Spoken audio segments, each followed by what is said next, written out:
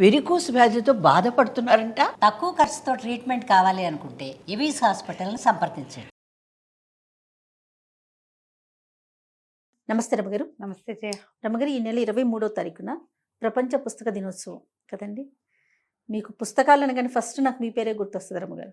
మీకు ఏదైనా ఇవ్వాలి అని అనిపించినప్పుడు ఒక మంచి పుస్తకం ఇవ్వండి అని సలహా చెప్తాను. నేను ఇవ్వాలన్నా నాకు అదే ఆలోచన, ఎవరికైనా చెప్పినా కూడా అదే చెప్తాను.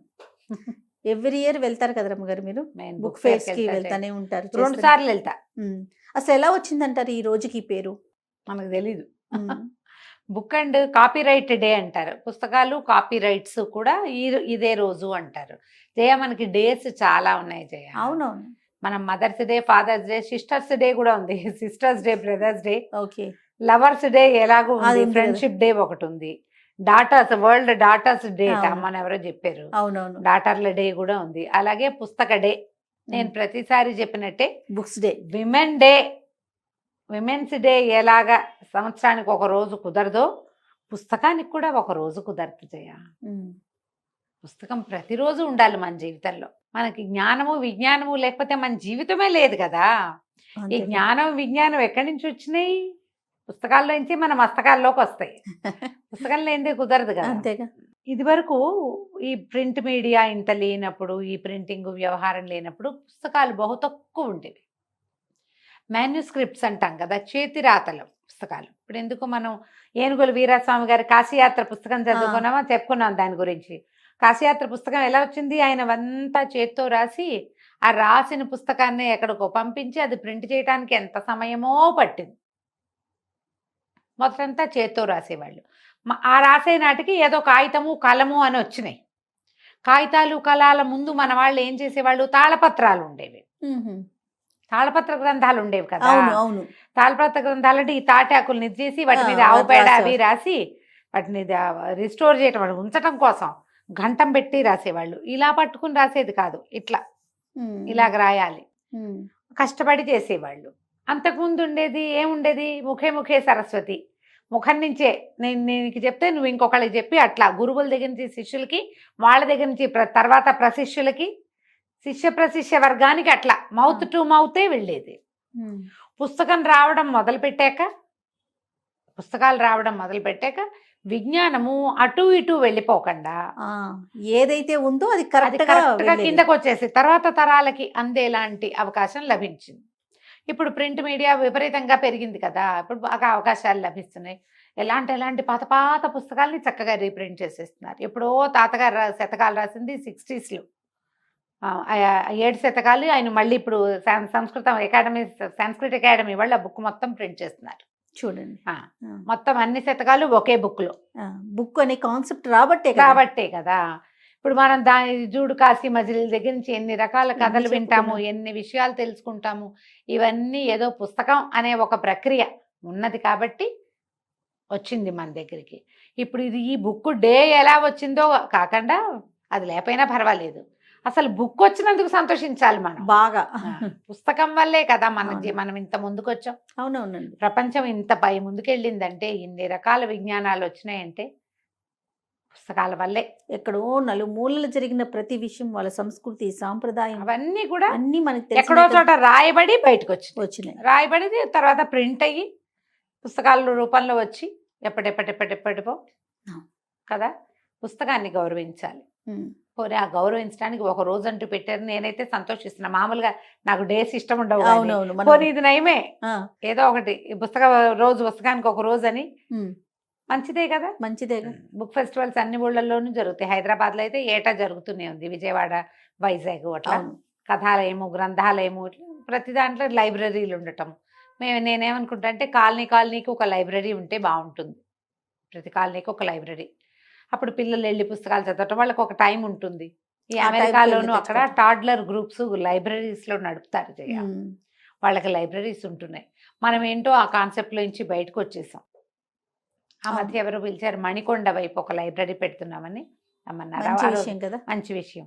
చాలా కాలం అయింది, ఒక 3 ఏళ్ల క్రితం. సత్యవాణమ్మ గారు కూడా వస్తారన్నారు. నేను వెళ్ళలేకపోయాను, అప్పుడు నాకు ఇంకేదో వేరే ఇష్యూ ఉండి వెళ్ళలేదు. కానీ వాళ్ళ పుస్తకాలు కూడా చక్కగా ముందుకెళ్తూనే ఉన్నాయి. బుక్స్ని ప్రోత్సహించండి. నేను కూడా ఫోన్లోను ల్యాప్టాప్లోను చదువుకుంటున్నాను జయ. కానీ పుస్తకం చదివే అవకాశాన్ని అసలు నేను వదిలిపెట్టను, కొనుక్కుంటూనే ఉంటా. అవును. ఈ ఫోన్లో కానీ ల్యాప్టాప్లో ట్యాబ్లో కానీ మన కళ్ళు లైట్ వెనకాల పరిగెడతాయి, కళ్ళు స్ట్రెయిన్ అవుతాయి, కళ్ళు జబ్బు చేస్తుంది తప్పిస్తే మనకు పెద్ద ప్రయోజనమే ఉండదు. పుస్తకంతో ఆ సమస్య ఉండదు మనకి, పుస్తకాలే చదివితే. పైగా ఏంటంటే ఇది కొనటము, వాటిని దాచిపెట్టడము, ఒక శ్రద్ధ ఆసక్తి ఏర్పడతాయి, ఫోకస్డ్గా కూడా ఉంటాం. ఫోన్లో ఉంది కదా అనేసరికల్లా అంత శ్రద్ధ ఉండదు మనకి. అంతేగా. అంతేగా, ఇదివరకే ఫోన్ నెంబర్లు మీకు గుర్తుందా, 15-20 నెంబర్లైనా అవలీలగా మనకి నోటుకు వచ్చేవి. అవును రమ్మగారు. ఇప్పుడు మన ఒక్క నెంబర్ తప్పిస్తే మొగుళ్ళ నెంబర్లు తెలియవు, పెళ్ళాల నెంబర్లు తెలియవు, పిల్లల నెంబర్లు తెలియవు, ఫోన్లో ఉంటుంది, పేరు కొడితే వచ్చేస్తుంది. అంతే. మనము విజ్ఞానం పెరుగుతోందా మనకి? లేదు, బ్రెయిన్కి పని తగ్గిపోతుంది. ఇంకోటి మీరు గమనించండి, నేను ప్రతి చోట చూస్తా ఇది. ఓ షాప్కి వెళ్తాము, ఓ 30 రూపాయలు టమాటాలు, 20 రూపాయలు కొత్తిమీర, ఒక 15 రూపాయల పచ్చిమిరపకాయలు అనగానే క్యాల్సీ ఏది అంటాడు కుర్రాడు. అది క్యాల్సీ పెట్టి కొడతారు. క్యాల్సీ ఎందుకురా, ఈ 30, 15, 20 కలిపితే 30, 20, 50, 65 రూపాయలు. ఎంత చిన్న లెక్క అయినా చేయడం మానేశారు చేయ. అవును రమ్మగారు. మీరు గమనిస్తారా అట్లా? నేను ప్రతిసారి అది తీయకు, నేను చెప్తాను, నువ్వు కూడా వాడు, బ్రెయిన్ వాడని చెప్తా. నాతో ఇలా చెప్పించుకున్న పిల్లలు కోకొల్లలు, వాళ్ళకి నవ్వొస్తుంది, అంటే ఏదో పాఠం చెప్తోంది అనుకుంటారు. కాకపోతే ఇప్పుడు నేను సెలబ్రిటీని కదా, అంచేత నా పాఠం కొంచెం పనిచేస్తోంది. ఇది వరకు పనిచేసేది కాదు. పర్వాలేదండి, మాకు ఇలాగే అలవాటు అంటాడు ఒక్కొక్కడు. నీకెందుకు లాంటి డైలాగ్ ఉంటుంది వాడి మాట వెనకాల. ఒరే, నీ బ్రెయిన్ పాడైపోతోందిరా నాయన, చిన్న లెక్క కూడా నువ్వు చేయటం లేదు, కష్టం కదా. మీరు ఇలాగే పుస్తకాలు కనుక వదిలేసి ఫోన్లు, ట్యాబులు, కంప్యూటర్ల మీద పడ్డారంటే మీ బ్రెయిన్ చాలా మర్చిపోతుంది, అయిపోతుంది, చాలా మర్చిపోతుంది. మీరు పూర్తిగా దానికి అంకితం అయిపోతారు.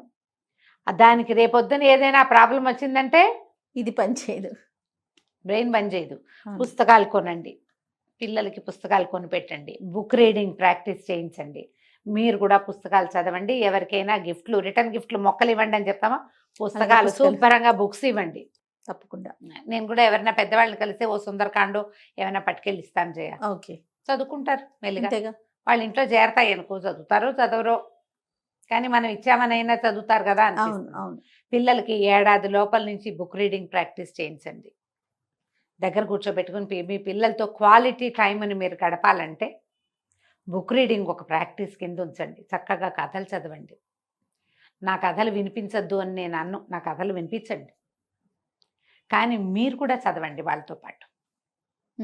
చదవటానికి ఎంకరేజ్ చేయండి. బుక్ రీడింగ్ ప్రాక్టీస్ ఉన్న పిల్లలకి విషయాల సేకరణ చాలా సులువు అవుతుంది. అవును, మంచి ప్రాక్టీస్. కాబట్టి పుస్తక పఠనాన్ని ఎంకరేజ్ చేయండి తప్పకుండా రమ్మగారు.